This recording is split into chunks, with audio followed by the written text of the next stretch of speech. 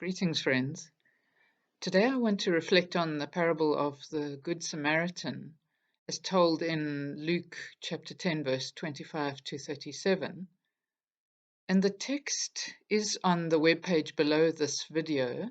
So I'm going to use images here on the screen, and I invite you to just look and listen as I read through this parable. On one occasion, an expert in the law stood up to test Jesus. "Teacher," he asked, "what must I do to inherit eternal life?" "What is written in the law?" he replied. "How do you read it?" He answered, "Love the Lord your God with all your heart, and with all your soul, and with all your strength, and with all your mind, and love your neighbor as yourself." "You have answered correctly," Jesus replied. "Do this, and you will live." But he wanted to justify himself, so he asked Jesus, "And who is my neighbor?" In reply, Jesus said, "A man was walking down from Jerusalem to Jericho when he was attacked by robbers. They stripped him of his clothes, beat him, and went away, leaving him half dead. A priest happened to be going down the same road, and when he saw the man, he passed by on the other side. So too a Levite, when he came to the place and saw him, passed by on the other side. But a Samaritan, as he traveled, came where the man was, and when he saw him, he took pity on him.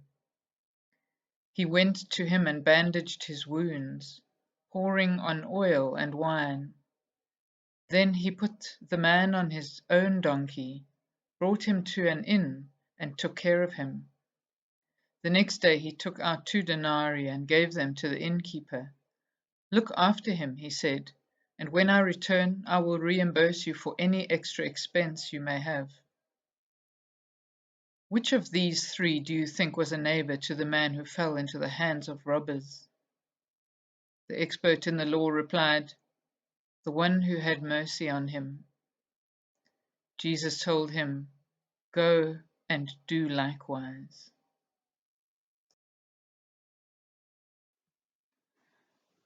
Before sharing my reflections on this parable, I want to point out that I don't think the intention is to induce guilt, because this is not transformative and generally just leads to paralysis or self-justification on the one hand, or to resolutions that we just can't follow through on the other hand.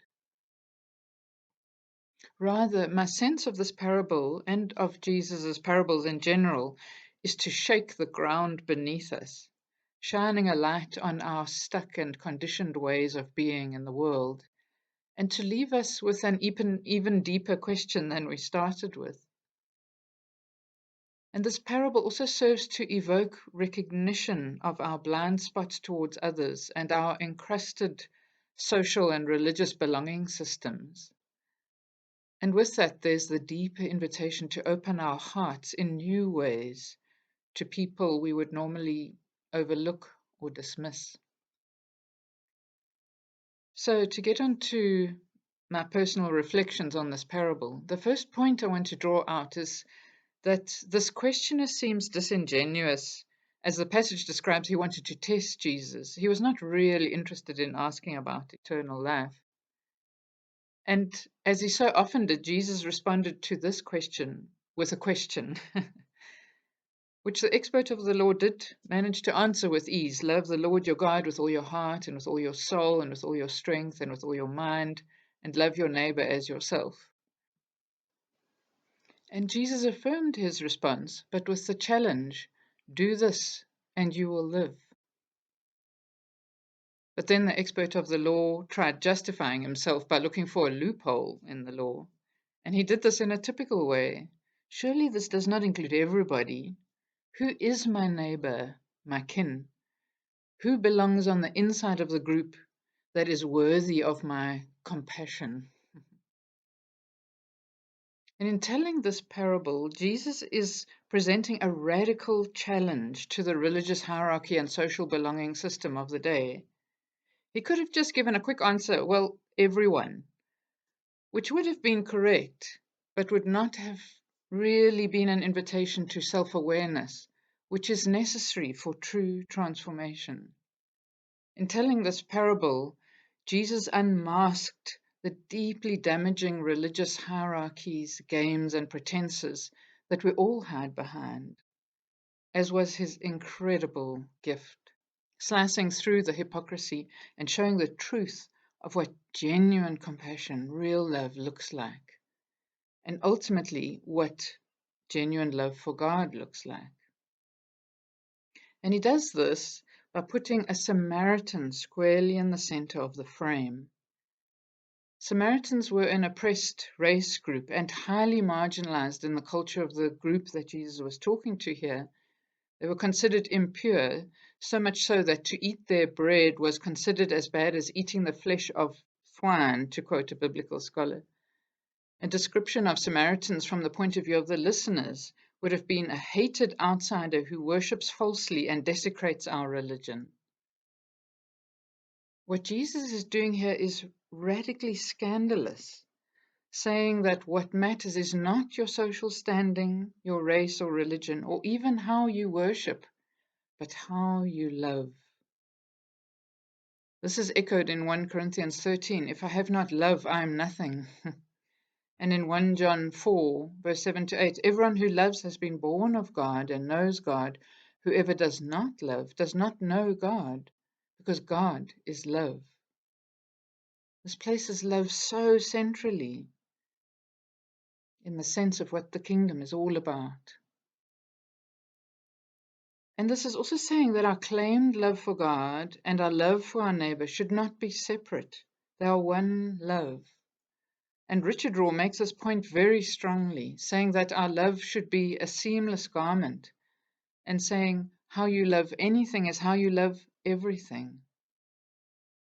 And it's easy to profess love for God in a heart-swelling emotional moment of worship. But is this reflected in our treatment of our fellow human beings and other life forms? This is an important question to ask ourselves and to carry with us into our lives. Is my claimed love for God reflected in how I love here and now? Now, a second interesting point in this parable is made by the New Testament scholar Marcus Borg, who describes this parable as a critique of a way of life ordered around purity. In the religious currency of the time, your reputation in society was measured by your outward purity, and this created social hierarchies. For example, that men were considered more pure than women, whose natural bodily processes of childbirth and menstruation were considered sources of impurity.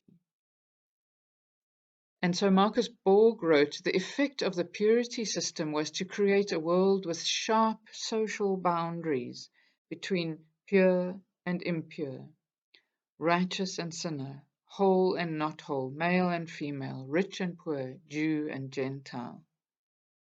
And he went on to say, in the message and activity of Jesus, we see an alternative social vision, a community shaped not by the ethos of and politics of purity, but by the ethos and politics of compassion. Because of their religious roles, the priest and Levite were obligated to maintain a certain level of purity, and contact with death was seen as a source of major impurity. Even coming within 6 feet of a dead person would defile a priest or Levite and prevent them from carrying out their temple duties. In the parable, the wounded man is described as half dead, so they couldn't tell whether he was dead without coming close enough to incur impurity if he was. So both the priest and the Levite passed by out of observance of the purity laws, whereas the impure Samaritan, on the other hand, is described as the one who acted compassionately. And Borg describes that this beloved and often domesticated parable was originally a pointed attack on the purity system and an advocacy of another way, compassion. And what has struck me in reflecting on this parable is how constrained the priest and Levite were by their religious roles. By saying that they passed by on the other side, Jesus was clearly signaling the reason for their passing by the wounded man. Their religious and social roles dictated this. And they could easily claim, I didn't have a choice. This parable clearly shows Jesus' value system, that compassion is more important than religious rules, restrictions, and the roles they force us to play. And this is a huge indictment on religious systems that are more interested in rules of membership and exclusion and more invested in protecting the roles and the institution than in tending the wounds of those most in need. And we don't have to look too far to see this playing out in our own religious systems, with the underrepresentation or complete exclusion of women in ministry, with the protection of priests who have abused children to maintain the church's reputation, with the rejection of LGBTQI plus people in the name of biblical mandates, and the justification of racial and cultural prejudice, white supremacy, and ultimately war.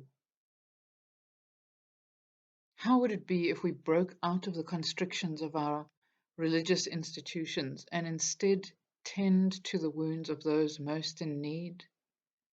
Some people are already doing this, and it often costs them dearly. Isn't this the shape of the kingdom that Jesus is describing here? In telling this parable, Jesus seemed to be inviting people to break free from those social contracts that imprison them, to recognize that true compassion bursts the banks of what we think of as right or fair or justified. Another example where Jesus made this point is in the Sermon on the Mount, where he said, if anyone wants to sue you and take your shirt, hand over your coat as well. If anyone forces you to go 1 mile, go with them 2 miles. This is an invitation into a completely different economy of wholeheartedness and freedom, which operates way beyond the boundaries of fairness or social obligations. It is interesting that the Samaritan was already overlooked in terms of his place in the society and religion of Jesus' listeners, and this brings with it a freedom that having a reputation to uphold did not allow for. The Samaritan was the most free in the story, free to stop and actually see what was happening with the wounded man, free to respond wholeheartedly to the situation, free to give, free to love, free to tend wounds. The priest and Levite were more constrained by their fear of social ostracization than he was. And reputation and outward concern can be so constricting, becoming a prison, keeping us from being free to respond to the Spirit, who blows where she wills, wild, free, with no regard for our social reputation. Quite the reverse. And always in the direction of generous compassion. This parable also asks the question, are we trying to maintain some kind of social status or uphold some kind of image? And even just to see this is already a crack in that image, a moment of opportunity for liberation. This is the invitation to be freed of the husks of our social roles and identities, our safe contracts, our narrow belonging systems and prejudiced conditioning, so that the sweet kernel of our deepest, most beautiful and boundlessly living human beingness can blossom and flourish from the deep source of our beingness in the I am presence, the I am abundance who holds us in being. Now there's a quote attributed to Lilla Watson, although it's thought to be of Aboriginal origin, that goes, if you have come here to help me, you are wasting your time. But if you have come because your liberation is bound up in mine, then let us work together. And this beautifully describes the mutual flourishing of humanity that is possible in true liberation and compassion. Choosing a Samaritan as the hero of the story is a fascinating move by Jesus.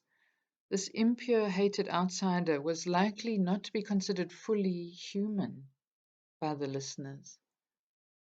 So we need to recognize how shocking it is for Jesus to depict him as the one who acted as a neighbor or kin to the wounded man in this parable.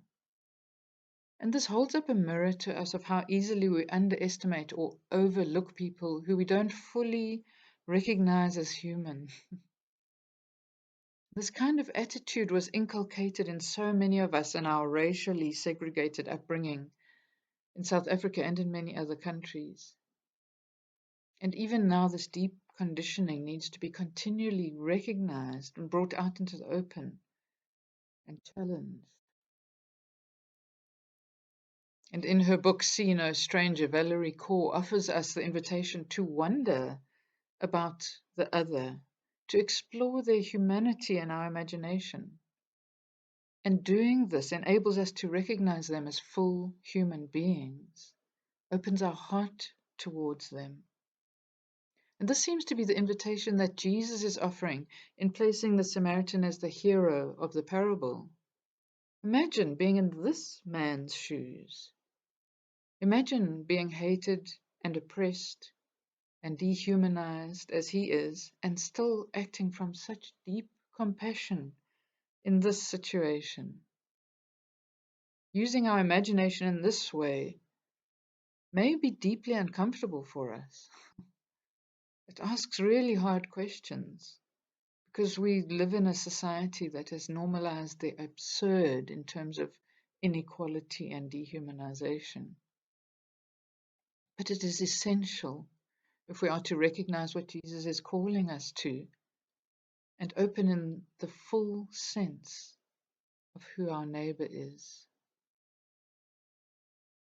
I want to end with looking at Father Gregory Boyle, who works with gang members in LA.